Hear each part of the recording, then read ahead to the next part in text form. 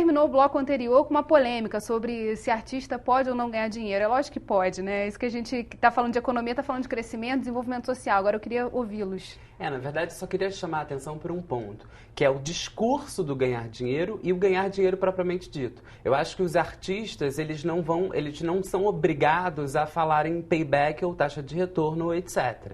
Mas todo mundo paga o leite das crianças. Então, como é que eles pagam o leite das crianças? Eles ganham, de fato. O que é payback? Payback é a taxa de retorno, né? É um momento, enfim, é um jargão financeiro, contábil. Entendeu? Eu acho que a questão toda, na realidade, e quando a gente está falando de informação, é a gente olhar para os nossos artistas e perceber ali também uma fonte de conhecimento. Ou seja, como que esses artistas podem transmitir esse conhecimento, seja para esse órgão regulador e seja para que a gente faça essa transmissibilidade. Mas eu quero acrescentar só uma coisa, Manuel. Eu acho o seguinte... Eu acho sim que o artista ele não tem que ser, mas falta um agente interlocutor, sobretudo quando você fala de mercados organizados, como as artes visuais que estão se organizando. Como é que você faz para organizar o mercado? Como é que você faz para organizar um fundo de investimento para comprar as artes visuais? Porque eu tenho certeza que é benefício para todo artista quando tiver um fundo de investimento, quando o artista não quer que a obra dele seja negociada no mercado secundário, entendeu? Então, eu acho que tem essa interface que precisa ser desenvolvida e não tem muito jeito. E eu escutei, e não é só brasileiro e nem carioca, eu escutei do secretário, o ministro da Cultura da Espanha, ele falando do meu lado que economia e cultura não se falava na mesma frase. Eu quase levei um susto. Só que, felizmente, um outro camarada que estava do meu lado falou o seguinte: então você paga meu supermercado, um agente cultural. Na realidade, quando ele está colocando... Porque a gente tem dois modelos, né? O modelo norte-americano e o modelo europeu, falando grosso modo. E o modelo europeu, de certa forma, a cultura ela passa por questões políticas. E o modelo norte-americano, enfim, a Broadway tá aí, não deixa mentir, que ela, enfim, tem essa visão de negócio. Eu não estou, na realidade, sendo pessimista, criando um pessimismo histórico ou sendo... Eu estou desconfiando da economia criativa, mas eu acho que o fundamental e o grande desafio para a gente, que está, na verdade, que é um desafio que todos os países que, né, na verdade, consideram a economia criativa, ainda estão nele, os mais antigos, Reino Unido, seja Japão, etc., que é o desafio da metodologia, o desafio de você fundar um campo, o desafio de você criar um novo paradigma. E começar, no Brasil, acho que tem um ponto principal que é começar a organizar isso tudo, porque a informalidade ainda é o grande problema. Sem dúvida. Sem dúvida. E aí, isso varia de setor para setor, que era uma coisa que a gente ia falando. Como é que a gente trata a economia criativa com setores tão diferentes? Como é que a gente já falou, você fez uma pergunta que foi super interessante, como é que você olha o Google e o artista plástico dentro do mesmo olhar, dentro do mesmo guarda-chuva? Esse é um grande desafio de se pensar a economia criativa, porque são realidades muito diferentes. Mas tem denominadores comuns, porque como é que você trata a propriedade intelectual? Como é que você trata novas formas de financiamento? Que é um ponto que a Edna dos Santos Duzenberg falou nessa nossa entrevista. Vamos ouvir? A economia criativa é muito mais que uma política a nível do Ministério da Cultura.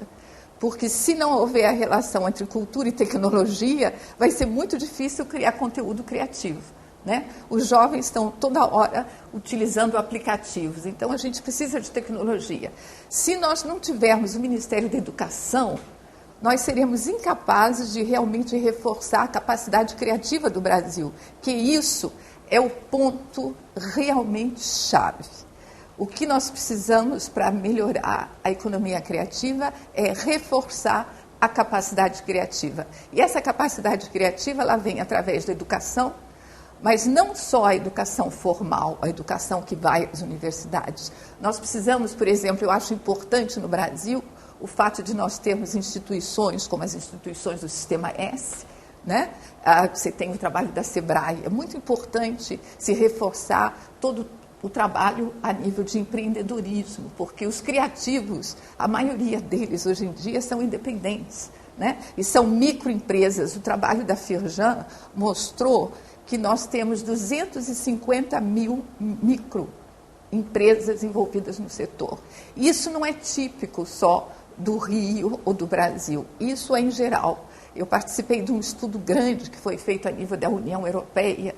Na Europa, 85% da classe criativa, dos chamados profissionais criativos, eles funcionam a nível das microempresas e que normalmente têm de 3 a 5 pessoas e jovens.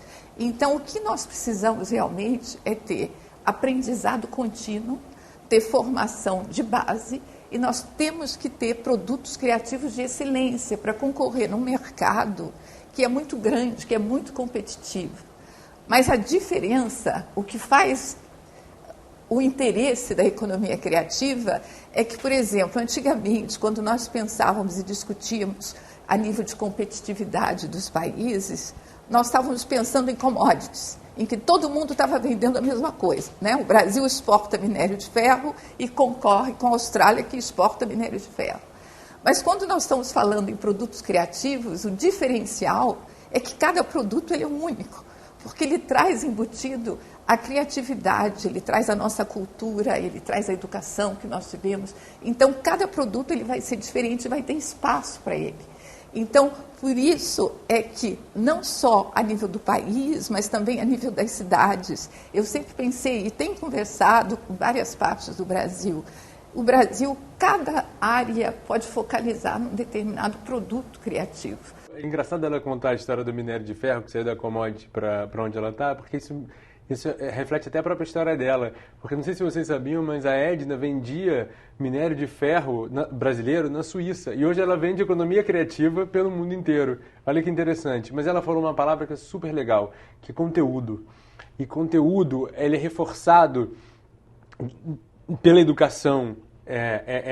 E ele é multiplicado pela tecnologia, através das redes que o Manuel estava falando.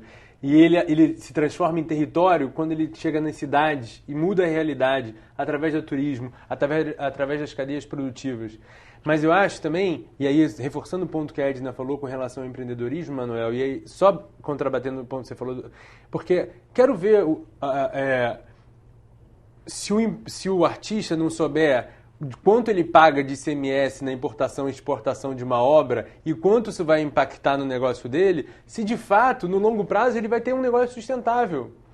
Eu acho, sim, que ele tem que... A preocupação dele essencial é o conteúdo, e isso tem que ser reforçado. Mas, de outra forma, e tem que ter, não necessariamente o artista, mas agentes, profissionais que ficam no meio de campo, que conseguem traduzir as necessidades do negócio para o lado do artista. E as mudanças não precisam ser tão grandes. Recentemente saiu uma matéria falando que multiplicou no Brasil o número de festivais de cinemas, etc., por uma mudança na Lei Rouanet que permitiu que os municípios pudessem arrecadar para fazer esses festivais. Então, Araxá tem festival de cinema em Minas, enfim, vários lugares, Tiradentes, aqui, próprio Paraty. Então, existem mudanças que são mínimas na legislação e que podem contribuir muito porque colocam a economia a favor do desenvolvimento. Posso dar um dado interessante? Só reforçar aqui que você falou de festivais. Sabe quantos festivais de cinema tem no Rio hoje, na estatística básica? São 16 festivais. Você acha pouco ou muito? Eu acho suficiente. Sabe quantos tem em Paris? 180 festivais de cinema. Não é? E é o que a gente estava falando de multiplicação do acesso. Formação de público. Mas eu acho que tem alguns dados aí. Eu concordo totalmente com você, Gabriel, quando você fala do conteúdo e mais do que o conteúdo da educação. E tem os últimos estudos, por exemplo, em relação aos hábitos culturais dos brasileiros, dos paulistas e dos cariocas, que foram publicados, apontam que, na realidade, a variável educação ela é muito mais decisiva na hora de você ter mais hábitos culturais do que a variável renda. Então, quanto mais as pessoas têm educação, independente se elas têm mais dinheiro ou não, elas tendem a frequentar mais atividades culturais. Esse é um ponto fundamental. Agora, o outro ponto fundamental, e que eu acho que é um desafio, é o seguinte: há práticas culturais, a gente tem que também estar aberto para perceber determinadas práticas culturais e práticas criativas que não são viáveis economicamente. Mas sem dúvida. Não, mas aí é para isso que a política funciona. Sim, sem dúvida. Que a gente pode fazer um próximo programa para discutir isso. Bem, infelizmente, nosso programa chegou ao fim. Obrigada, Gabriel. Eu que agradeço. Foi obrigada, ótimo. Manuel. Obrigado. E obrigada a você que ficou com a gente até agora. Se você quiser saber mais sobre economia criativa, pode acessar a entrevista completa com a Edna dos Santos Duzenberg no Momento Rio em Foco, no site www.rioemfoco.rj.gov.br. Lá você também encontra esse programa na íntegra, que também pode ser assistido pelo site da TV Alerj, www.tvalerj.tv. O Rio em Foco quer saber a sua opinião. Escreve pra gente. Tem algum assunto que você queira ver discutido aqui? Envie sua sugestão para o e-mail forumdesenvolvimento@alerj.rj.gov.br. TV Alerj, o canal do povo fluminense. Até a próxima.